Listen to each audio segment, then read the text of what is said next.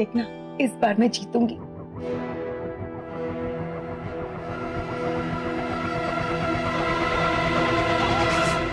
जीत गया, वापस जीत गया, बस जीत आर्यन, गया। तुम ना चीटिंग कर रहे हो, तुम चीटर हो। अच्छा, तुम ये जो इतने सारे फ्रूट्स खा रहे हो ना, उस वजह से तुम स्ट्रांग हो रहे हो और तुम बार बार मुझे हरा रहे हो। जाओ, मैं नहीं खेलती तुम्हारे साथ। तुम जानबूझकर आ रही हो ना? अच्छा बच्चों, अब एक और बार खेल। देखना इस बार तो मैं ही जीतूंगी।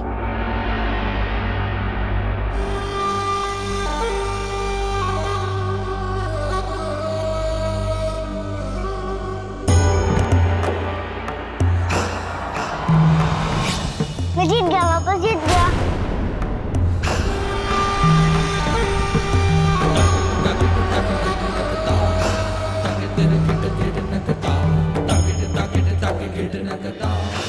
आर्यन, अब जाने का वक्त आ गया है, पर सच्ची गॉड प्रॉमिस, मैं तुम्हें बहुत मिस करूंगी। और देखना अगली बार मैं जब आऊंगी ना, तो मैं भी इतने सारे फ्रूट्स खाकर आऊंगी ना, मैं भी स्ट्रॉन्ग हो जाऊंगी। फिर ना मैं पंजी की लड़ाई में जीत कर दिखाऊंगी। फिर भी तुम हार जाओगी।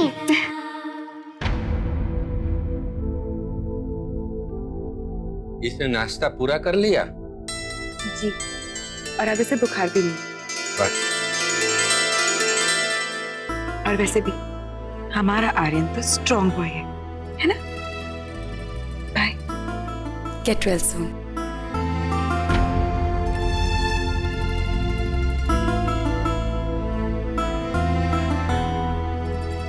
ईश्वर तुम्हें सलामत रखे बच्ची। चलते हैं।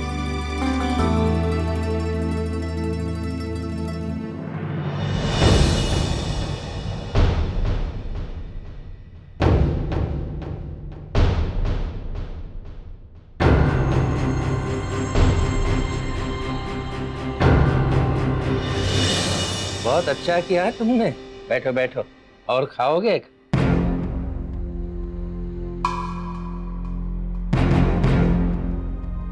क्या चाहती हो?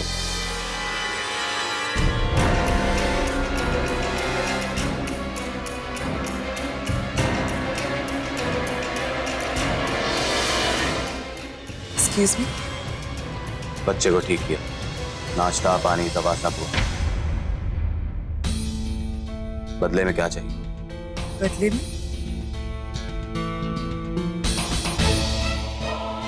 कर्ज और बच्चे के बीच में भगवान होता है। ये सब डायलॉग्स नहीं मारता। जानता हूं क्या होता। एक मिनट, जो अपने बच्चे को अच्छे से नहीं जानता वो दुनिया को जाने की बात ना करे तो ही अच्छा होगा। तुम सिर्फ इतना जान सकते हो कि कौन सी पिस्तौल कहाँ बनी और इसकी गोली कितने इंच जाकर किसी के शरीर को फाड़ेगी। तो प्लीज इंसान और इंसानियत की बात ना करो, वही बेहतर होगा। और एक्चुअली सही कहूँ तो फेयर गेम है।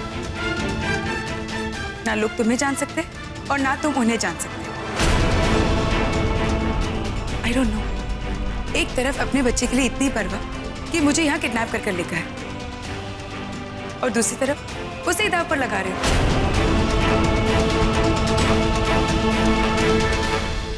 अगर उसे बुखार आ जाए जिस पर उसका कोई जोर नहीं है, फिर भी उसे बहादुर बनने के लिए कहते हो। मुझे तुम्हें समझने या समझाने के पीछे ना ही अपना दिमाग खर्चना है और ना ही अपना वक्त। तुम्हारे लिए सिर्फ ये जानना जरूरी है कि दुनिया में बहुत से काम है जो बिना पैसों के और हम बिना बंदूक के डर के भी किए जा सकते हैं। तो अगली बार आओ बिना बंदूक दिखाए, सिर्फ प्लीज कह दोगे ना तो काफी होगा।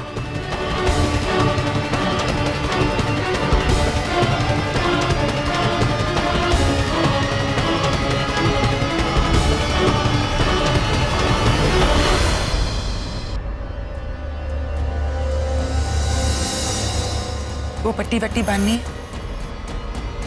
या मैं ऐसे ही चल सकती हूँ?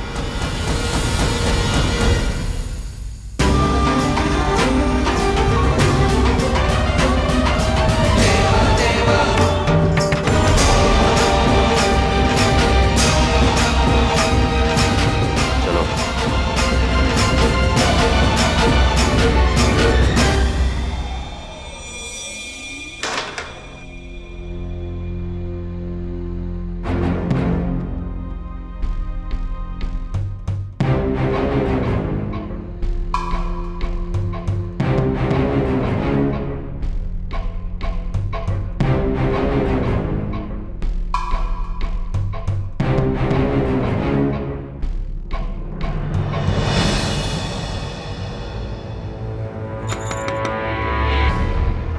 दीदू,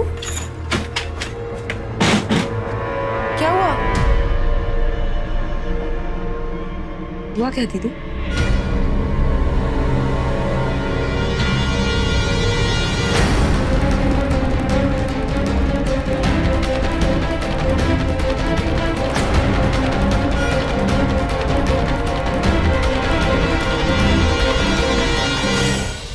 सुना तुम्हारी तबीयत खराब है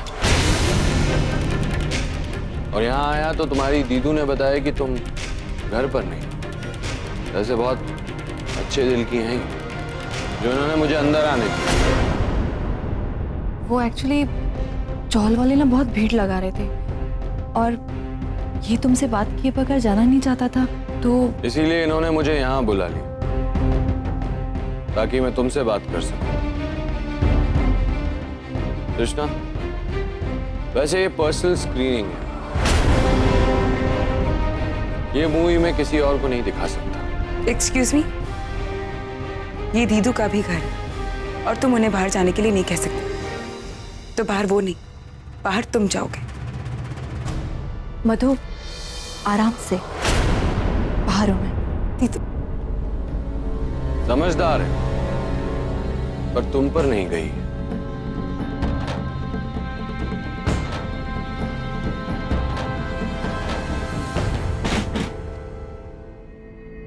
तो अब आप मुझे ये बताइए मिस मधुबाला शमशेर मलिक, कि आपकी रातें घर से बाहर क्यों बीत रही,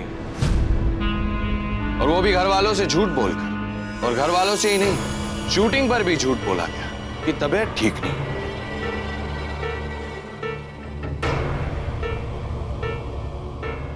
मैं कुछ पूछ रहा हूं तुमसे।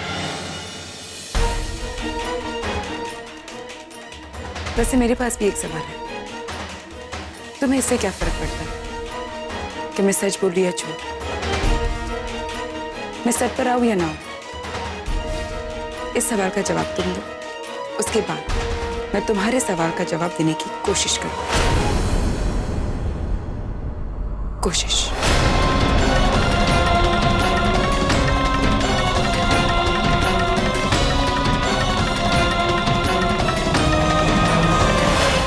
सवाल पहले मैंने पूछा तो जवाब भी मुझे ही मिलना चाहिए। तुम एक काम करो, तुम सवाल अपने पास रखो, उसे पालो पोसो, दूध पिलाओ और उसे जिंदगी भर देखते रहो, क्योंकि मुझसे तो तुम्हारे सवाल का जवाब नहीं मिलने वाला। मधु, मैं तुमसे कुछ पूछ रहा हूं, मेरे सवाल का जवाब लिए बिना मैं यहां से जाने नहीं वाला। कौन था वो आदमी और कहां थी तुम रात भर?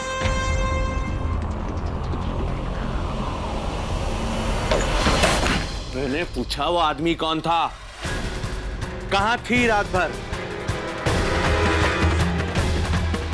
और तुम मुझे छोड़, तुम मुझे तक पहुंचा रहे हो। और तुम मुझे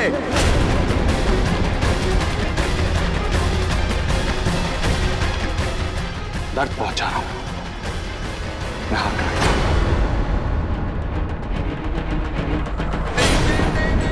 तुम्हें दर्द पहुंचाने का, तुम्हें खुशियां देने का, तुम्हें दुख पहुंचाने का, तुम्हें हंसाने का, रुलाने का सिर्फ मैं हक रखता हूं। नहीं, आज कोई हक नहीं तुम्हारा। हक था मिस्टर ऋषभ कुंद्रा, हक था, जो तुमने अपने ही हाथों जमीन पर फेंककर अपने कीमती जूतों से मसलकर उसे मिट्टी के नाम कर दिया। आज तुम्हें कोई हक नहीं है मेरा हाथ पकड़ने का, मुझसे सवाल पूछने का, मुझे दर्द पहुंचाने का, या मेरे घर पर आकर इस तरह तमाशा करने का।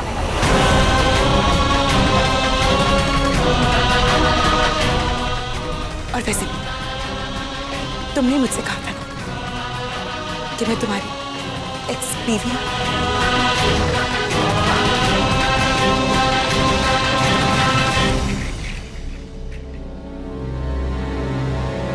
ये सब जो उस दिन मैंने तुमसे कहा था इसलिए कह रही हूं। मुझसे मेरी भाषा में ही बात कर रही हो। किस धोखे में जी रहे हो मिस्टर आर के द सुपरस्टार? तुम्हें क्या लगता है दिन भर मैं बैठकर यही सोचती हूँ कि तुमसे बदला कैसे लूंगी? I am really sorry. मैं सुपरस्टार कि 4 थप्पड़ों का बदला किसी का दिल तोड़कर या किसी की जिंदगी बर्बाद करके। वैसे भी ना ही मेरे पास टाइम है और ना ही मेरे पास इतना बड़ा ईगो, और ना ही तुम मेरे जिंदगी में इतने इम्पोर्टेंट हो। एग्जैक्टली। एक अनजान आदमी के साथ सेट पर से गायब हो जाना और फिर तुम्हारे एक अनजान आदमी के साथ लौटना और कल फिर बिना बताए उसके साथ कहीं चले जाना। और अब वेट अ मिनट, क्या तुम मुझे जेलस करने की कोशिश कर रही हो?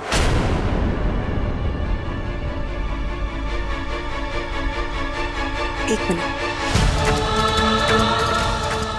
हाँ, तुम जल रहे हो। तुम्हें जेलस फील होता ऋषभ कुंद्रा को?